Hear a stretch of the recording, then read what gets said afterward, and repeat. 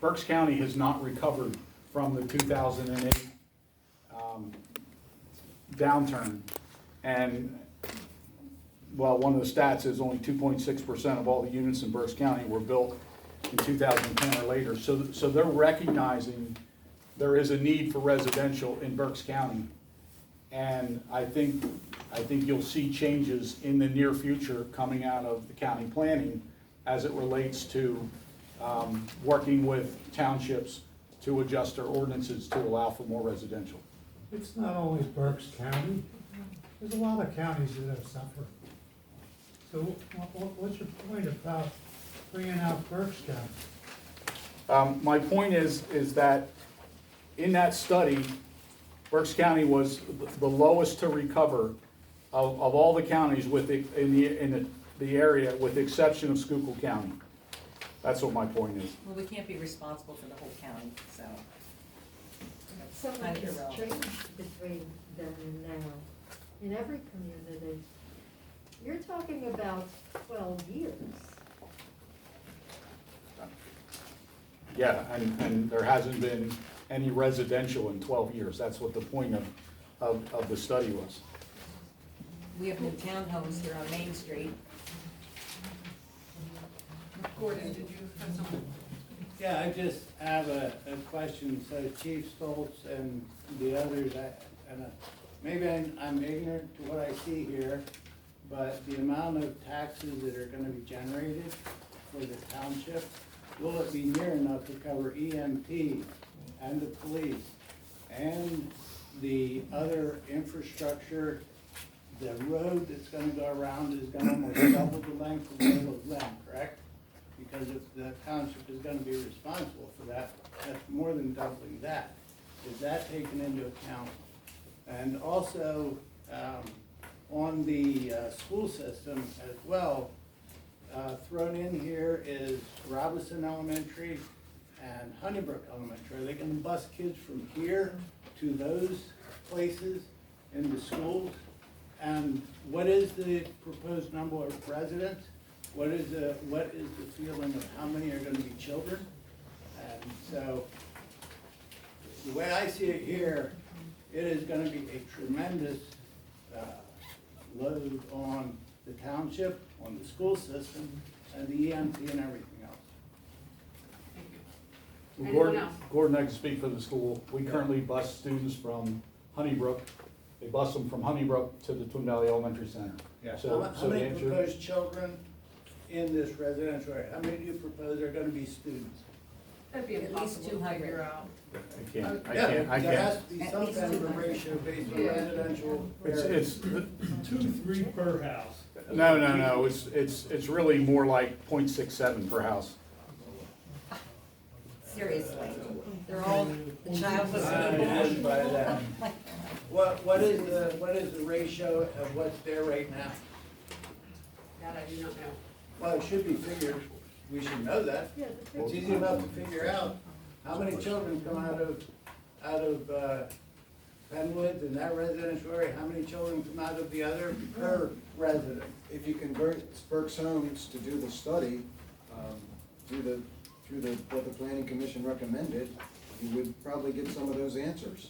He said 0.67, not even That's one what you child. said. Not even one You get it from the child. commissioner, It's hard to tell until, it really is hard to tell until you really know what the market is, whether it's an empty nester market or What is already known? What is the known entity? How many already known children coming out of what's already there per resident? well, there's none coming out of there now. No, I said what's already known of what's built, Penwood Behind, and the behind other. that And development. behind that. Behind What that, is the yeah. number of children per I don't resident? know the answer to that. We can find it out, but don't I know was the gonna answer. say, that should be, If I could, that should all be known before we, your existing ordinance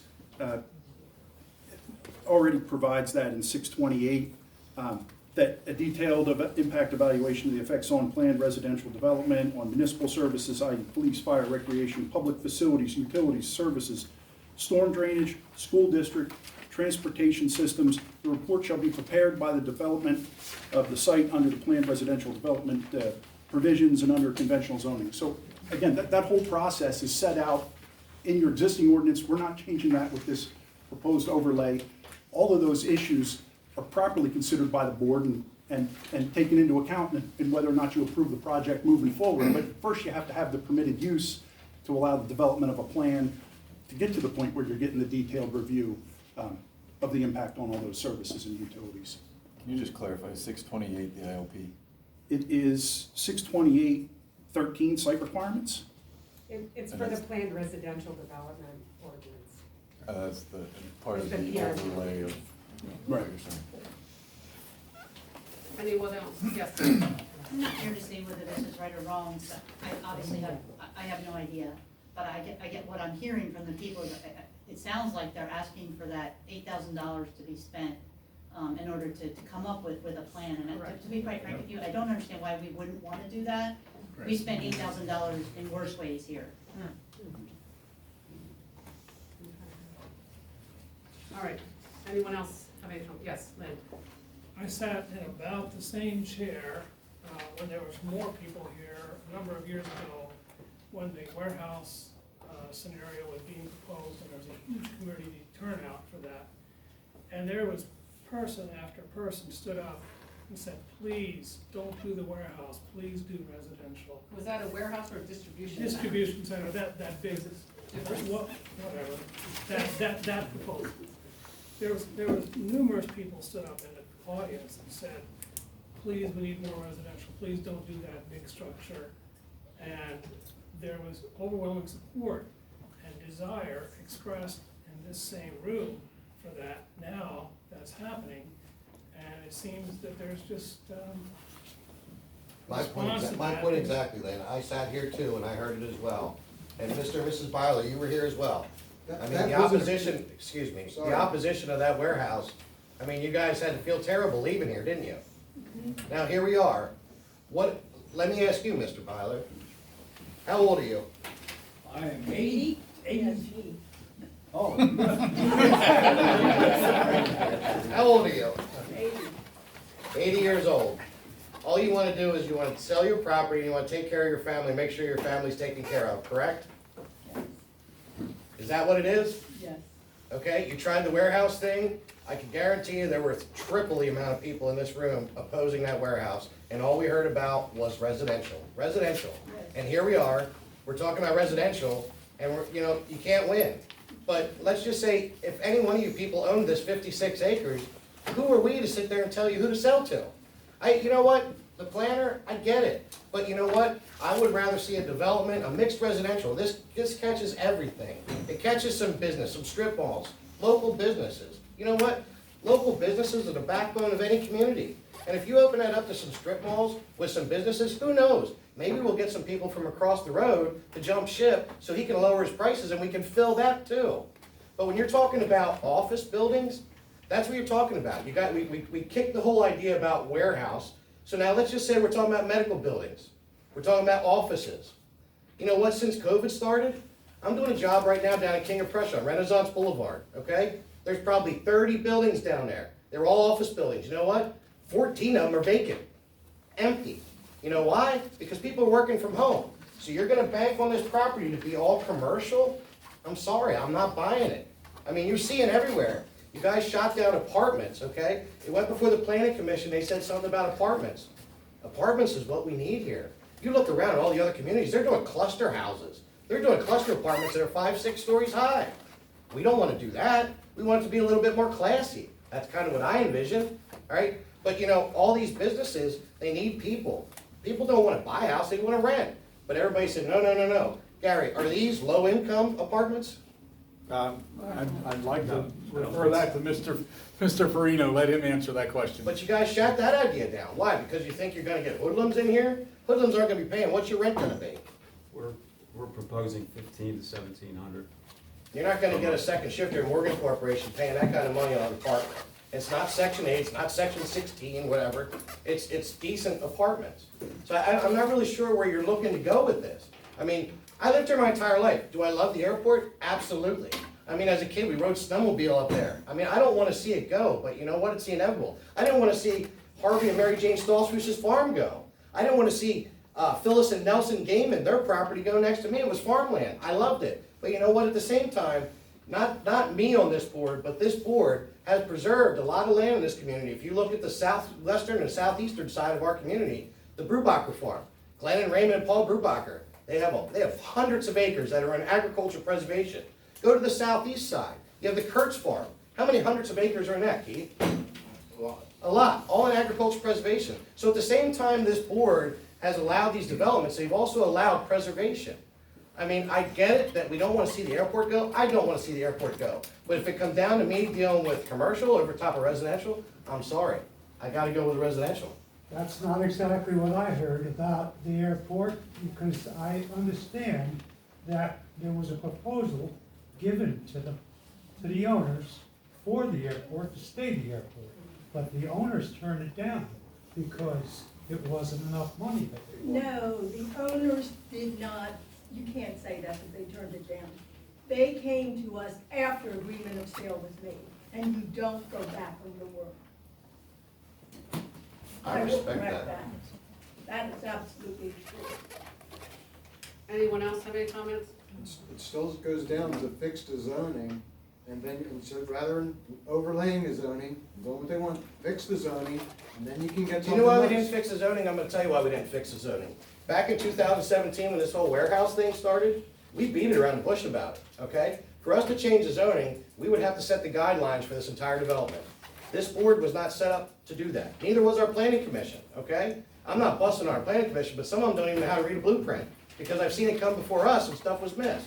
So even though the planning commission is there, they're appointed by us, and we have final say over that, okay? I can read a blueprint. I'm fortunate enough that I can do that, all right? But they didn't skip any steps by going past them or over top of them, but we have the final say, and I'm sorry, when it comes to the Bylers, they've been drug through the mud with this thing for how long with that warehouse, and now here it is with this development. I'm sorry, I support their decision and want to do this. Thank you very much. The warehouse did not meet the zoning anyway, so it could never have been built, am I correct? It still didn't meet the zoning the way Right, it it's was, a so that could not have been No, built. that's not without true. exceptions. That's not true. There was a change, a text amendment, ordinance 289, November 28, 2017, that was quickly enacted right before the plans were A change submitted. again, you're saying, though, right? Excuse It was me? made a change, right? It was, they were getting ready, the engineer told me they were getting ready to submit plans, preliminary plans, and someone called them and said, hey, they're gonna change this text amendment, and so they couldn't do it. They couldn't do it, right? Yeah, they couldn't do it because somebody was vindictive in putting an ordinance in front of them. So let me ask this question. The Bylers, if we turn them down for building, would you take the offer that was offered to you to begin with? Would you take it for the airport? So you would turn it down again? Well, you wouldn't take it either. Okay. What?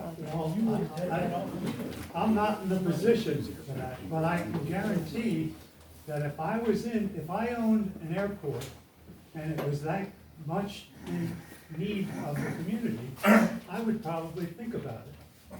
Okay, so did anyone else have any other questions? Yeah, let's vote on it. Well, right now, vote on what? Whether we're gonna move forward Whether and do we're an gonna let overlay? them build or, whether we wanna keep the airport as it is. Well, it's not up to us to keep the airport. I mean, we have no say over the airport.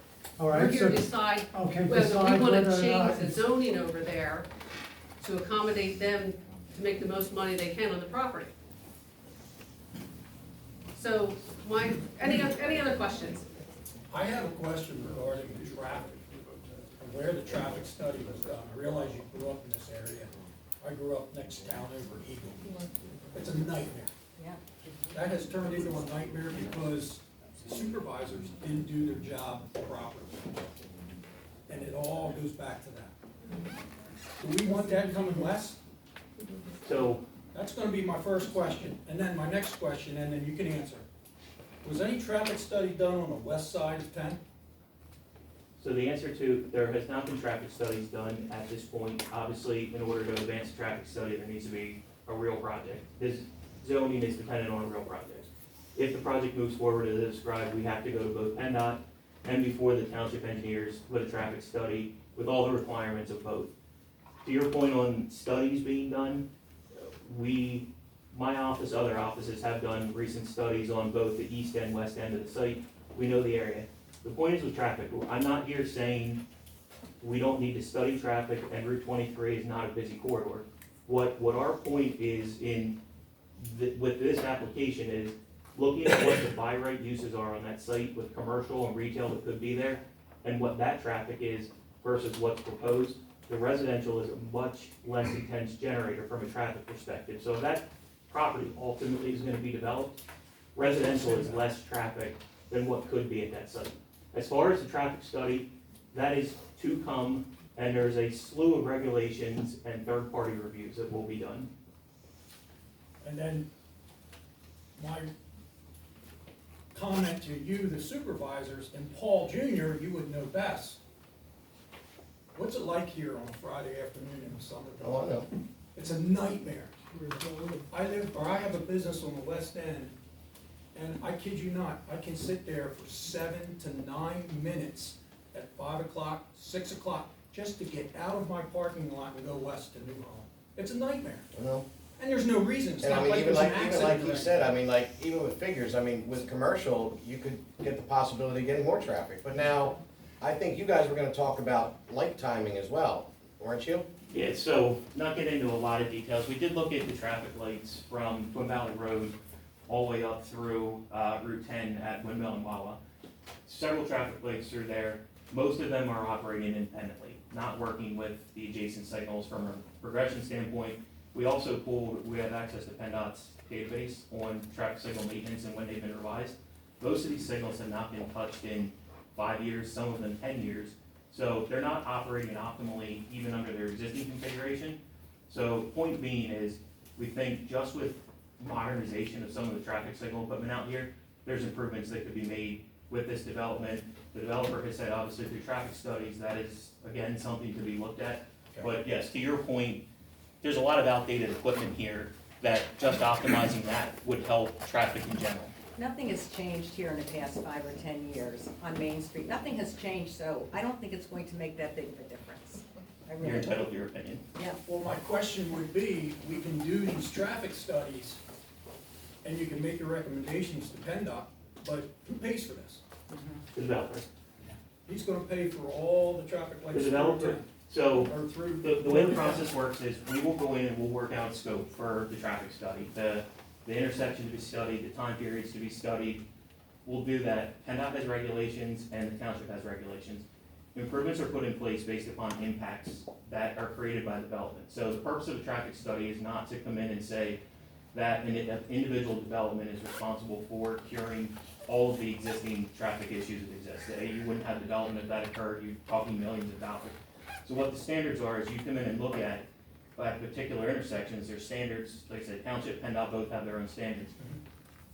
Does the traffic from this particular development operate within that standard? If not, you're required to implement improvements to do that. So the developer funds the traffic study, it's reviewed by independent reviewers at PennDOT and the township. Once the agreed upon set of improvements are put in place, the developer designs those improvements, gets permits for it, and pays for the construction. So how long does that study take? PennDOT process from start to finish is 12 to 16 months. How long? 12 to 16 months. Provided there's no COVID issues. Yeah. Okay. Lynn, did you have one more?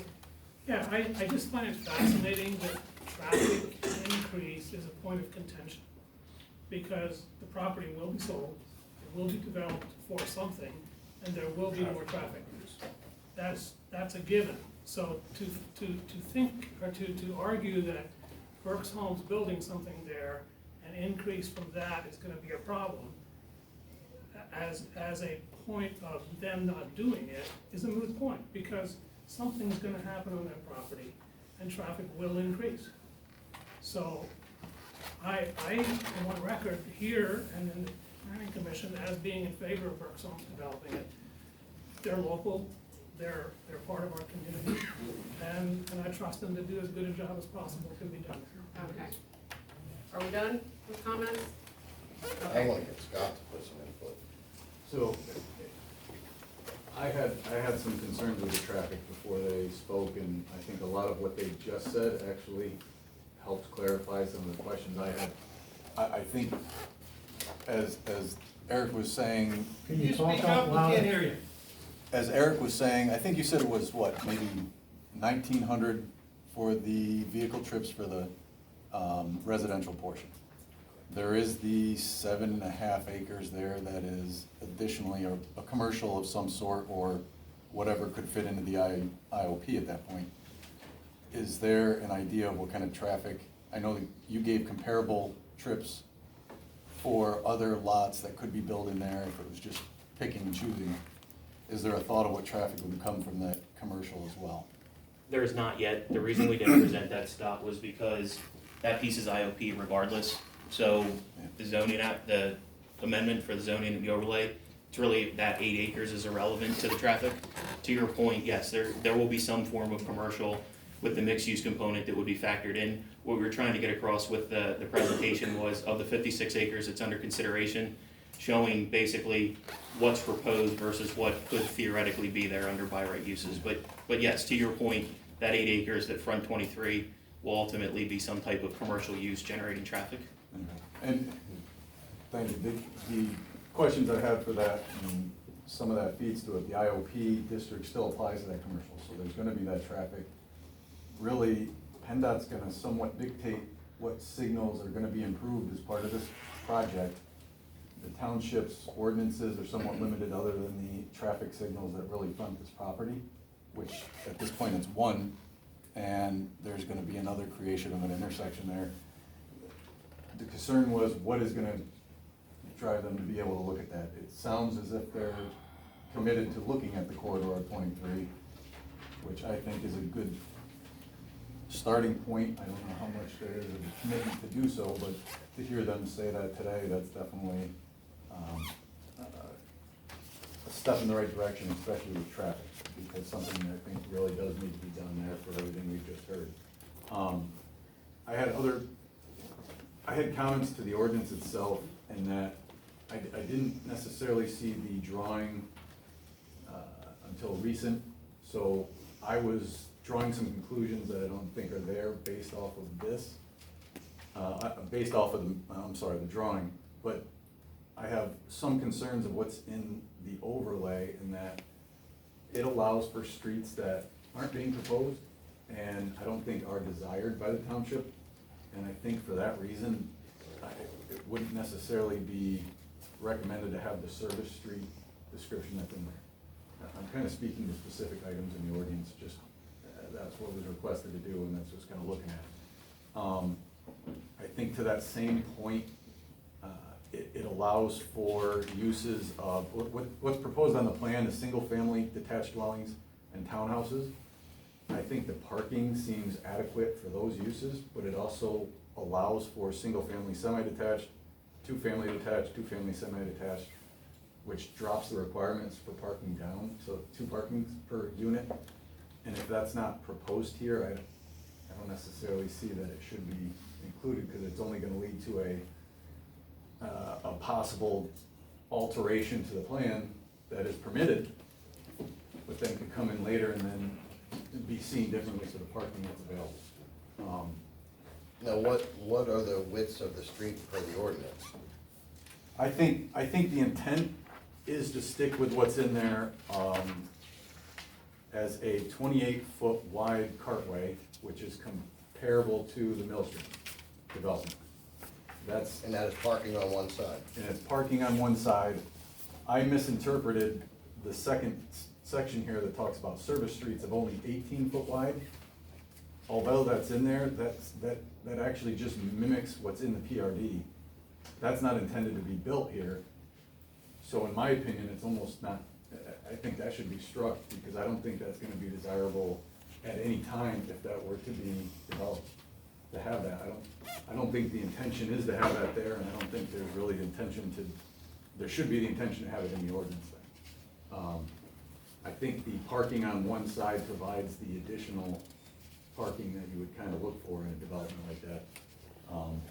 And that's just my opinion, that if the plan isn't representing having a smaller street than what's proposed in the first, to be specific, 598L1E, then it just, I think it's reasonable to say then that would be eliminated, to avoid running into that issue further down the road. Is 28 feet wide enough? 28 feet would get you sufficient two-lane traffic and parking.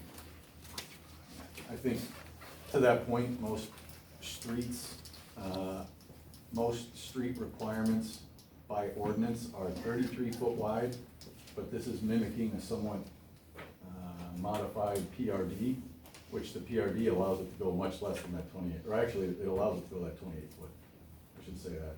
So it's similar to what the ordinance already would allow for one side parking and two-way traffic. But as is, we couldn't change it or request it be changed to 30 feet to pick up 2 more feet for traffic. I mean, I think, it's my understanding that those numbers have been back and forth and how they landed with the 28 that has been discussed. Realistically, you could request a different width, but as it stands right now, it's 28. If that's it, I don't see that in there. Is that the main road in that you're speaking about? Well, Gary, can you? Yeah, that would be all the streets. Willow Glen Road, Well, what there were was- you how thinking many on plow? width of that? How are you gonna plow? Are they gonna not be able to park on the street? Well, currently, it's probably not 28 feet. We were assuming the 28 feet would be where the relocation for the new road would be 28 feet. I mean, our intent is all the cartways are 28 feet. And if you want to strike that section, we could do that. The section that mentions the service streets and Eric, you're in here? It's totally up to you with regard to what size width you want. There's a fair amount of discussion over not repeating, I guess, mistakes in other subdivisions where the streets are too narrow and doesn't allow for good circulation. So I don't know if 28 feet solves that, I'm an engineer, but if they say that it is, then it is. But our current IOP says 18 foot on roadway. No, it's the current IOP would be held to the standard roadway requirements, which a minor street similar to this would be a 33-foot wide road. However, this is looking at a PRD, almost similar like a Penwood. The width can change depending on what you're putting in there. But for a PRD requirement, this mimics what's your PRD standard road requirement, which is the 28-foot, 33-foot right of way. So I have a question. If they didn't get the overlay, how would anyone else go about changing something like this? What would they have to do? If it were this is street widths and that is a saldo requirement, they would just ask for a waiver. But I mean, if they were to purchase this property and they wanted to make changes without doing an overlay, what's the proper way to do it? To get the residential, you would have to get the zoning changed. And that would require them to go to the zoning hearing board, or, I mean, what? There's different options, I don't know, you're gonna. Yeah, they proposed an overlay, so they're Right. not proposing changing anything within the IOP. An alternative would be to change the underlying IOP district to permit mixed residential and not have an overlay. But that's not the route that has been considered over the last so many months. Right, I'm asking don't what think that's the what other you're option saying, is. I mean, what's the proper procedure for going through this? Is overlay just an easy, quick way to get through something, or is it the proper way? I mean, Well, overlays aren't out of the question, they happen all the time. and what kind of problems can we run into? Legal or any other? If you want, if it's a legal question, we should discuss that Okay. in executive session, but. All right. But overlays are common, and that's what's been proposed in this case. There are other options on how you can go about skinning the cat, so to speak. The proper process is to do this, a zoning text amendment proposal that then gets vetted. You can change the proposal around, but it's still this process of planning commission reviews, public hearing, public notice. If I could, just really quick, I know you've been very generous with your time going through this. If I could just sort of try to address two comments that Scott made. One, I think in terms of the the commitment to do traffic study to the township's satisfaction, you know, again, working through the scoping and all that stuff with Eric, I think you have the commitment that, you know, we would do that if this were to move forward. And then the other was, you know, to your specific comment about the, you know, questioning the service streets. You know, I believe that we would be willing to have 598LE struck, that Gary indicated we wouldn't need service streets at the 18-foot width, and we could stick it at 28.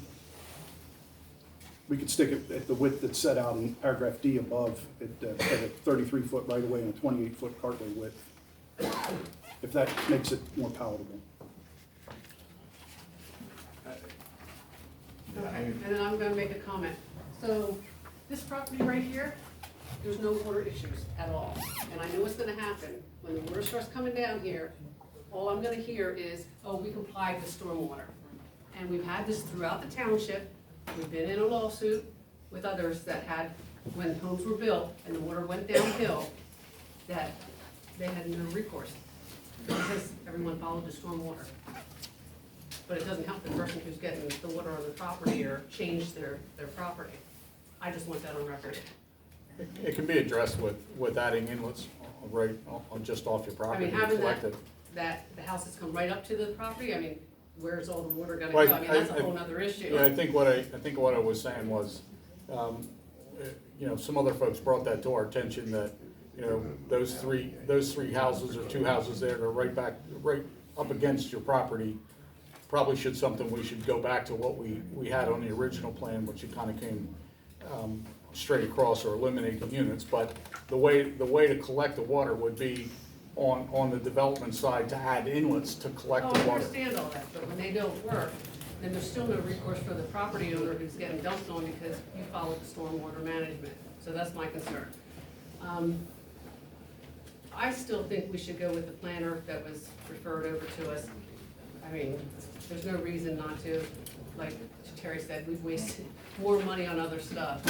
$8,000 to appease the citizens and let them see what the other options are as far as what we can do. I mean, you say mixed use. You mean mixed use houses, not mixed use where there could be businesses. Where's the businesses in here? All that. What's not there? Yeah, right, you're not saying within the development having anything else, so still have all the houses, so not any mixed use in where the houses are. No, Anyone and your commercial lot across the front there, that's not one lot. You're gonna do separate, like, individual lots that, like, restaurants with liquor licenses, I mean. Yeah. We're just showing it as the area. I understand, but I mean, it can instead of having, be like- broken up to Like, whatever yeah. complies with